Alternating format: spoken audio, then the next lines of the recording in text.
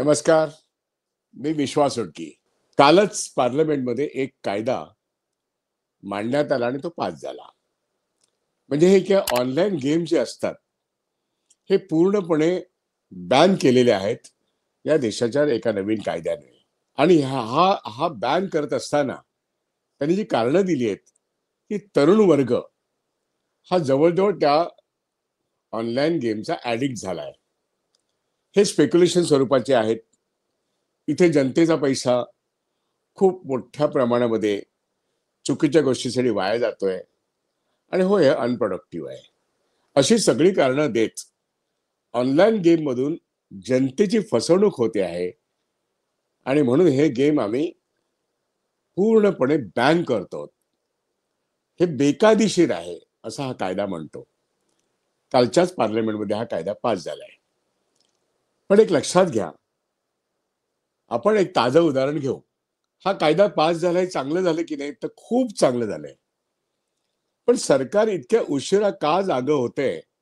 आणि मी जेव्हा सरकार असं म्हणतो, तेव्हा ते केंद्र सरकार आहे, ते राज्य सरकार आहे. होय, ते रिझर्व्ह बँक ऑफ इंडिया सुद्धा आहे. कारण का बँकिंग सिस्टममध्ये संपूर्ण रेग्युलेशन हे रिझर्व्ह बँक ऑफ इंडिया करतं. आणि आत्ता मी ज्या एका गेमिंग कंपनीविषयी ज्याचं नाव ड्रीम11 चर्चा करतोय, ही company payment and settlement act number 2007 म्हणजे पेमेंट अँड सेटलमेंटची जी पद्धत रिझर्व्ह बँक ऑफ इंडियाने कायद्यान्वये 2007 ला घडवून आणली, त्याच्या under reserve bank of India त्यांचं एक मास्टर सर्क्युलर आहे बरं का. रिझर्व्ह बँक ऑफ इंडियाचं एक मास्टर सर्क्युलर आहे. त्याच्या अन्वये लायसेन्सिंग म्हणजे एकूणच अशा पद्धतीने जे पेमेंट रिसिव्ह करतात, पेमेंट देतात, त्यांना नॅशनल पेमेंट सिस्टम मध्ये कायदा 2007चा आहे. रिझर्व्ह बँक ऑफ इंडिया त्याची रेग्युलेटरी ऑथॉरिटी आहे. लायसेन्सिंग सिस्टम त्यांच्या अंडर आहे आणि ते मॉनिटर करतात, ते ऑडिट करतात, इन्स्पेक्शन करतात आणि सुपरविजन पण करतात. असं असताना तुम्ही बघा, ड्रीम11 नावाची एक आपण रोजच टीव्हीवर आपल्या मोबाईलवर ऋतिक रोशन येतो, अमिताभ बच्चन येतो, सचिन तेंडुलकर येतो आणि होय अगदी काही गरीब कुटुंबातले लोक पण येतात. मैंने 1 करोड जीता है. मग दुसरा तिचा नवरा सांगतो, हा इन्होंने 1 करोड अभी अभी जीता है. म्हणजे लोकांचा विश्वास वाढावा याकरता हे जे काही ऑनलाईन गेम्स आहेत, त्या गेममध्ये अक्षरशः या देशामधले 50 कोटी लोक ऑनलाईन गेम खेळत होते. मी हे ड्रीम11 विषयी बोलतोय. ड्रीम11 ही कंपनी मला असं आठवतं की 2017 नंतर तुम्ही आठवत असेल की अमेझॉन हे ऑनलाईन विक्री करतं, त्याच्यात पेमेंट देणं घेणं असतं. त्यामुळे ती एक रजिस्टर्ड कंपनी आहे, लायसन्स होल्डर कंपनी आहे.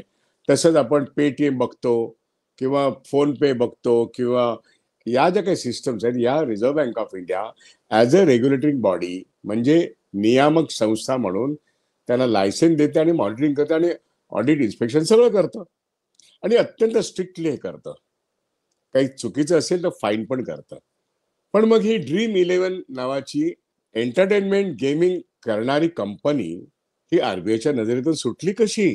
आणि काल जेव्हा कायदा पास झाला, तो कायदा पास होण्यापूर्वी जी अनेक कारणं सांगण्यात आली, की संपूर्ण तरुणाई या देशातली आणि पैसेवाले असोत किंवा गरीब असोत, ज्यांच्या हातात रोजगार आहे किंवा रोजगार नाहीये, ही सगळी मंडळी या ऑनलाईन गेम मध्ये सामील झाल्याशिवाय 50 कोटीचे वर्गणीदार कसे होतील? रोजच्या रोज लोक पैसे टाकतात आणि मग जिंकणारे हे कुठेतरी 100 असतात. त्या 100 लोकांना 1 लाख, 2 लाख, 5 लाख मिळतात किंवा 1 कोटीपर्यंत मिळतात. याची जाहिरात, याचं मार्केटिंग होतं आणि त्याच्या जाहिरातीचे अध्वर्य कोण? तर ऋतिक रोशन, अमिताभ बच्चन, सचिन तेंडुलकर किंवा कपूर कंपनीपैकी कोणी, सगळे रणधीर कपूर, कपूर फॅमिलीचे सगळेच लोक टीव्ही माध्यमावर आहेत. बॉलिवूड मधले सगळे लोक, मोठमोठे खेळाडू या एंटरटेनमेंट गेम जो आहे ड्रीम11 याची जाहिरात करत होते. आता तो आपल्याला दिसत नाहीये. रोजच्या रोज कोट्यवधी रुपये जमा होणं 50 कोटी लोक ऑनलाईन खेळणं, त्यांचा एक रोजचा पैसा जमा होणं, त्याच्यातून ही जी स्पोर्ट्स टेक्नॉलॉजी लिमिटेड आहे, स्पोर्टा टेक्नॉलॉजी लिमिटेड आहे, त्यांनी ही ड्रीम 11 नावाचा हा प्लॅटफॉर्म, गेमिंग प्लॅटफॉर्म ओपन केला. आता ह्याचं रजिस्ट्रेशन, याचं लायसन्सिंग आरबीआय कडे असलं पाहिजे. जेव्हा हा कायदा पार्लमेंटमध्ये काल पास झाला, खूप छान गोष्ट आहे. पण मग आपण ताबडतोबीने बघू की या ड्रीम 11 ची एक स्पेक्युलेटिंग गोष्ट जी आहे, एंटरटेनमेंट गेमिंग प्लॅन, याच्याविषयी आपला अनुभव काय. रिझर्व्ह बँक ऑफ इंडियाला एका आरटीआय मधून जेव्हा प्रश्न विचारण्यात आला, तर त्यांनी सांगितलं की नाही, हे आमच्या अखत्यारीत नव्हतं. विश्वास बसतो. रिझर्व्ह बँक ऑफ इंडिया ज्या अमेझॉन, पेटीएम किंवा गुगल पे या सगळ्या गोष्टीवरती नियंत्रण ठेवतं, 2007चा कायदा आहे पेमेंट अँड सेटलमेंट, या संदर्भामध्ये रोज टीव्ही वरती घडणाऱ्या घटनांवरती आरबीआयचं लक्ष नाही. रेग्युलेटिंग सिस्टम मध्ये हा सिस्टेमिक फ्रॉड घडत असताना रेग्युलेटिंग बॉडी आम्ही नाही त्यातले, असं एका आरटीआयच्या उत्तरामध्ये सांगतं.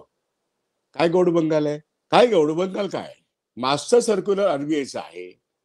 रोज माध्यमांमधून तुम्ही आम्ही जे बघतो ते आरबीआयचे लोक बघत नाहीत, आरबीआयचे अधिकारी बघत नाहीत. पण मग हा एंटरटेनमेंट गेम आहे, हा स्पेक्युलेशनचा गेम आहे. त्यामुळे हा जो स्पोर्ट्स टेक्नॉलॉजी लिमिटेड कंपनी जी आहे, त्याचे मालक आहेत एक हर्ष जैन नावाचे गृहस्थ, मोठा उद्योगपती आहे, मुकेश अंबानीच्या खूप जवळचा आहे. त्यांचा मुलगा आनंद जैन हा त्याचा प्रमोटर आहे. आणि दुसरा एक IITचा ॲल्युमिनीचा एक शेठ नावाचा मुलगा आहे. हे दोघे मिळून याचे प्रमोटर आहेत. पण ह्याच्यामध्ये चीनची कंपनी आहे, एक अमेरिकन कंपनी आहे आणि मुकेश अंबानी स्वतः आहेत. ही सगळे लोक एक भांडवल घेऊन उभे आहेत, या कंपनीच्या मागे आहेत आणि रोजच्या रोज कोट्यवधी रुपये गोळा करतात. म्हणजे असं समजा 100 रुपये जर जमले, तर 100 रुपयातले 90 रुपये ते पहिल्यांदा आपल्या कंपनीकडे वळवून घेतात आणि उर्वरित 10 रुपयामध्ये, 100तल्या उर्वरित 10 रुपयामध्ये ते ज्यांना बक्षिसं द्यायची, ती बक्षिसं मोजक्या लोकांना देण्याकरता मोठं मार्केटिंग करतात. म्हणजे विचार करा, रोज कोट्यवधी रुपये येतात. मी हिशोब लावल्यावर 90% पैसे या कंपनीकडे वळते होतात आणि मग उर्वरित 10 रुपयामध्ये ते ह्या बक्षिसांची वाटप करतात आणि मग जाहिरात होते, हमने 1 करोड जितता है, आणि लोक भूलतात. आता अशा तऱ्हेने गेले काही वर्ष आपण हा स्पेक्युलेशन गेमचा धुमाकाळ गेमिंग प्लॅन बघतो. आणि ती एक लॉटरी आहे, ती एक अल्गोरिदम वरती आधारित एक स्पेक्युलेटिंग बॉडी आहे. जसं कुठला घोडा जिंकेल रेसला हे कोणाला माहित नसतं, कोणाला कधी लॉटरी लागेल हे जसं माहित नसतं. 3 पत्तीचा खेळ करणारे रतन खत्री, याचा गेम कोणाला कळलाय का. इथे ड्रीम 11 या कंपनीची, स्पोर्ट्स टेक्नॉलॉजीज या कंपनीची, जी हर्ष जैन, आनंद जैन आणि मुकेश अंबानी मागून आहेत. त्यांच्या मागे चायनाची एक खूप मोठा भांडवल असलेली कंपनी आहे, अमेरिकेची 3-4 कंपन्या आहेत. हे लोक या ड्रीम 11 प्रोजेक्टमध्ये आहेत. आणि हा ड्रीम 11 प्रोजेक्ट 50 कोटी या देशातल्या लोकांना बोलवतो, फसवतो. आणि हा सिस्टमिक फ्रॉड आहे, जो आरबीआयच्या नाकाखाली चालू आहे. माझा प्रश्न असा की ही रेग्युलेटिंग बॉडी आहे. मी तुम्हाला तर बँकिंग व्यवसायात, ज्या व्यवसायात माझं आयुष्य गेलं, त्या ठिकाणी मी तुम्हाला सांगतोय की रिझर्व्ह बँक ऑफ इंडियाचं मास्टर सर्क्युलर असताना 2017चं, 2007चा एक कायदा पेमेंट अँड सेटलमेंट मेकॅनिझम 2007, याच्या अंदर जोपर्यंत licensing system reserve bank of इंडियाची आहे, त्यामुळेच अनेक ज्या स्टार्टअप निघाल्या, त्यातला हा स्टार्टअप समजून जर निघाला असेल स्पोर्ट्स टेक्नॉलॉजी प्रायव्हेट लिमिटेड, तर ड्रीम 11 हा जो प्रोजेक्ट आहे, जो स्पेक्युलेटिव्ह गेमिंग आहे, एंटरटेनमेंट गेमिंगच्या नावाखाली, रिझर्व्ह बँक ऑफ इंडिया बघणारच नाही. तुम्ही आम्ही 50 कोटी लोक ह्याच्यात फसवले जातो.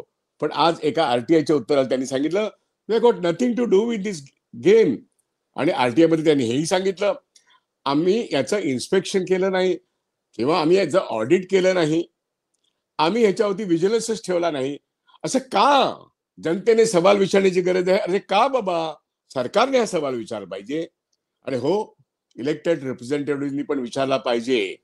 पण या देशामध्ये इलेक्शन कमिशन लोकांच्या मतांची चोरी करतं, प्रचंड जन आक्रोश होतं, तेव्हा इलेक्शन कमिशन खोट्यावर खोटं बोलत चाललंय. सुप्रीम कोर्टाचं सुद्धा ऐकत नाही. या देशाच्या संविधानाचे इतकं भ्रष्ट उदाहरण, लोकशाही पायदळीत उडवण्याचं इतकं भ्रष्ट उदाहरण, हे अनडिक्लेअर्ड इमर्जन्सी नव्हे, डिक्लेअर्ड इमर्जन्सी आहे. आणि त्यामुळे सेबीचं उदाहरण मी दिलं, इलेक्शन कमिशन ऑफ इंडियाचं उदाहरण दिलं. स्वतः भारत सरकार अनेक फसवणुकीच्या योजना चालवतं. आता मी जे तुम्हाला सांगतोय, काल एक कायदा पास झाला की ऑनलाईन गेमिंग हे आम्ही बॅन करतो, कारण संपूर्ण पिढी बर्बाद होते फसवणुकीमध्ये.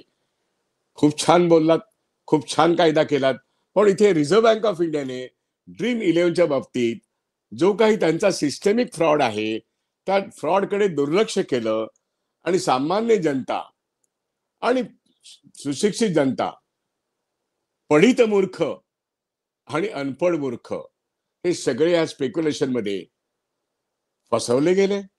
याबद्दल रिझर्व्ह बँक ऑफ इंडियाला काही पनिशमेंट आहे किंवा नाही भारत सरकारची? रिझर्व्ह बँक ऑफ इंडिया धडधडीत सांगतं की आम्हाला हे माहिती नाही, आरटीआयच्या रिप्लाय मध्ये आलेलं आहे आणि आम्ही याचं रेग्युलेशन नाही करत, आम्ही याचं इन्स्पेक्शन करत नाहीत, सवालच नाही याचं स्ट्रिक्ट सुपरविजन करणं आणि पनिशमेंट करणं. असं कसं आरबीआय स्वतःला मोकळं करू शकतं? हा प्रश्न अमित शहाना पडत नाही, आपल्या कोणालाही पडत नाही. म्हणून हा जाहीर सवाल रिझर्व्ह बँक ऑफ इंडियाने केलेल्या ह्या सिस्टेमिक फ्रॉडची ड्रीम इलेव्हनला तुम्ही परवानगी दिली किंवा नाही, पण तुम्ही इतकी वर्ष उघड्या डोळ्याने बघितलं, हा फ्रॉड जर तुम्हाला जाणवत नसेल, आम्हाला माहिती आहे पंजाब आणि महाराष्ट्र बँकेतला fraud reserve bank of India involved आहे, पण ते मोकळे करून घेऊ शकतात स्वतःला. न्यू इंडिया कोऑपरेटिव्ह बँकेतल्या फ्रॉड मध्ये reserve bank of India involved आहे. त्याला 2020 पासून हा फ्रॉड माहिती आहे. परंतु आता सारस्वत बँकेमध्ये न्यू इंडिया मर्ज झाल्यानंतर रिझर्व्ह बँक ऑफ इंडियाने केलेला फ्रॉड काही वेस्टेड इंटरेस्टसाठी तो झाकला जाईल. तसंच ड्रीम इलेव्हन मधला हा 50 कोटी ऑनलाईन गेमर्सना फसवणूक करणारा, स्पेक्युलेटिव्ह मोडमध्ये टाकणारा हा fraud reserve bank of India त्याला काही कोणी करणार नाही. लोक विचार करा. म्हणून मी हा व्हिडिओ केलेला आहे. कालचा कायदा त्याचं स्वागत करत असताना रिझर्व्ह बँक ऑफ इंडिया आणि सेबी आणि भारत सरकार ज्या ज्या ठिकाणी अशा तऱ्हेने स्वतः गुंतलेले आहेत आणि जनतेचं नुकसान होते आहे, त्या ठिकाणी तुमची सरकारी लॉटरी घ्या, घोड्यावर पैसे लावण्याचा प्रश्न असो किंवा हे ऑनलाईन गेमिंग असो. अजून एक उदाहरण देतो. रोज जर तुम्ही फेसबुक उघडलं किंवा युट्यूब उघडलं तर निर्मला सीतारामन यांची मुलाखत कोणीतरी घेतंय आणि तो स्पॉन्सर्ड प्रोग्राम असतो. त्यात त्या निर्मला सीतारामन सांगतायत की 21,000 रुपये तुम्ही गुंतवा आणि तुम्ही एवढे कोटी जमवा, ते ऑटोमॅटिक जमतील. हा आर्टिफिशियल इंटेलिजन्स वरती आखलेला कार्यक्रम आहे, तो फुलप्रूफ आहे. मी तुम्हाला सांगते फायनान्स मिनिस्टर म्हणून, अशा वेळेस हा फ्रॉड हा एआय जनरेटेड आहे का टेक्नॉलॉजी ओरिएंटेड आहे? पण कुठेतरी भारत सरकारने हे सांगावं की हा फ्रॉड आहे. ड्रीम इलेव्हनच्या निमित्ताने आणि आता जे रोजच्या रोज मोबाईलवरती आणि टीव्हीवरती जो एआयचा प्रकार असेल किंवा स्पॉन्सर्ड प्रकार असेल किंवा बनावट व्हिडिओ असतील, याचा खुलासा भारत सरकारचे लोक, ईडी सीबीआयचे लोक, व्हिजिलन्सचे लोक बघत नाहीत का? भारत सरकार बघत नाहीत का की निर्मलाबाई सीतारामनला कोट करून किंवा त्या स्वतःच बोलतायत? आणि म्हणून लोक त्या 21,000 गुंतवा आणि कोट्यवधी कमवा, घर बसल्या कमवा, कष्ट न करता कमवा. याबद्दल भारत सरकार बोलणार की नाही? ड्रीम इलेव्हनच्या बाबतीत आरबीआयने हात वर केले. निर्मला सीतारामन ज्या एका स्कीम बद्दल बोलतायत आणि सांगतायत की आर्टिफिशियल इंटेलिजन्स जनरेटेड स्कीम आहे, फुलप्रूफ आहे, तुम्ही कमवा आणि करोडपती व्हा, कोणीतरी खुलासा करेल की नाही? आणि म्हणून हा व्हिडिओ जनतेच्या माहिती करता आहे. जनता जर मूर्ख नसेल तर सगळं काही ठीक आहे.